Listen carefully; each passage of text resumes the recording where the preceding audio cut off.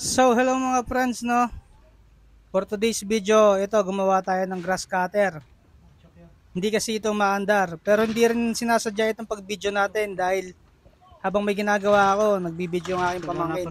Yan nga pala si Mark, pero ang palayaw niya na GM. Or Popo, yan tawag namin sa kanya. At ito na nga guys, balik tayo sa istorya.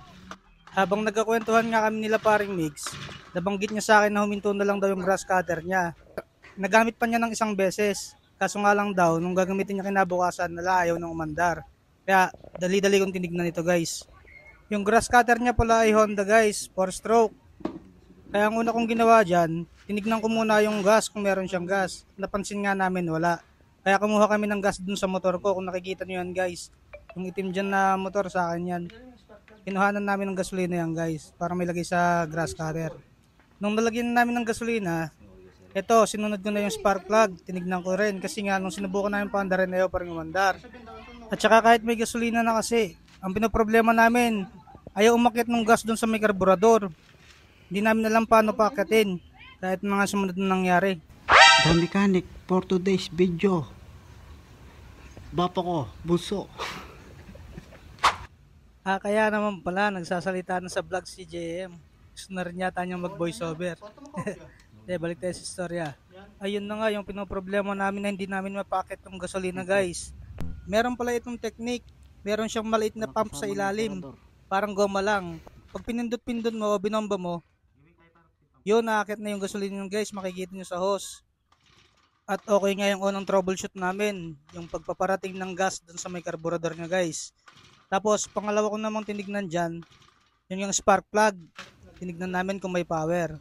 Tsaka syempre yung compression ng makina para malaman namin kung maandar ba o gagalaw yung piston. Oh, please, kasi tugi-tugi yun eh.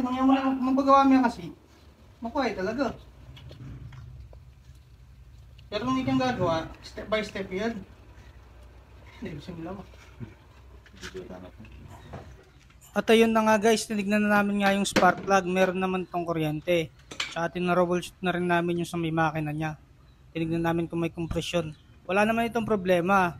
May konting napansin lang ako dun sa may spark plug.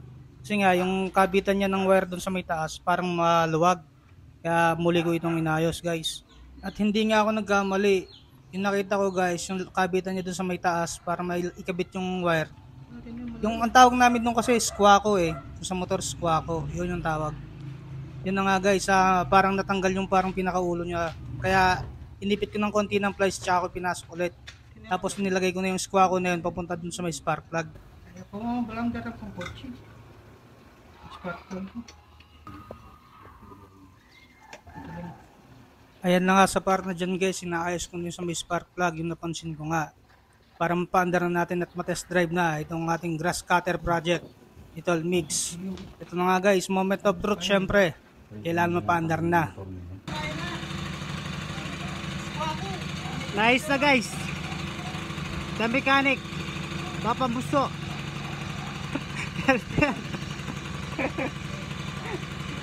At ayan na nga mga friend, no? Di ba napagtagumpayan natin yung paggagawa natin ng grass cutter. Tapos konting pihit na lang dyan, konting adjustment na lang siguro ng minor. Ayan, test drive ni paring mix.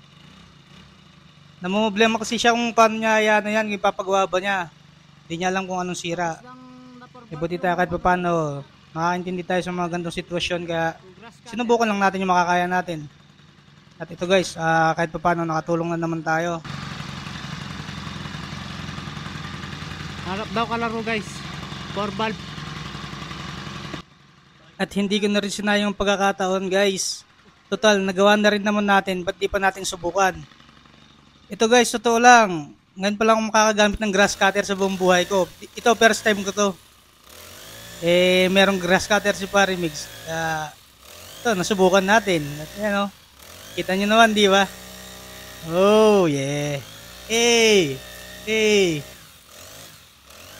Baguhan pero nag-aaral syempre guys, di ba? Kasi hindi naman tayo titigil sa mga kaalaman eh. Kailangan nating matuto lahat. Pero huwag ipilit kung di kaya, di ba guys? Yun lang ano ko. Huwag titigil na pag-aralan lahat.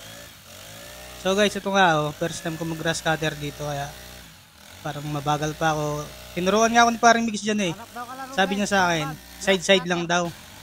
Pakanyan nga na. Trainingan. Gilet, gilet yan. Oo, yun nga. Side-side nga pag-game tansi. Ako na. Napansin ko nga guys na hindi lang pala basta-basta nag-grass cutter, no? Kailangan din pala ng technique dito. Yung sinasabing side-side ni paring Mix, dapat pala magmumula ka ng kanan pa kaliwa tapos nakatagilid nga daw yung blade mo, yung tamusi. Kaya yun, ito pinag-aaralan ko pa rin at hanggang dito na lang din yung vlog ko guys. Vlog lang natin ng madalian. Hindi mo naasahan kasi may nag-video kaya nagtuloy-tuloy na lang tayo. Tsaka ito na rin yung first time kong mag-grass cutter guys. First time ko rin gumawa ng grass cutter.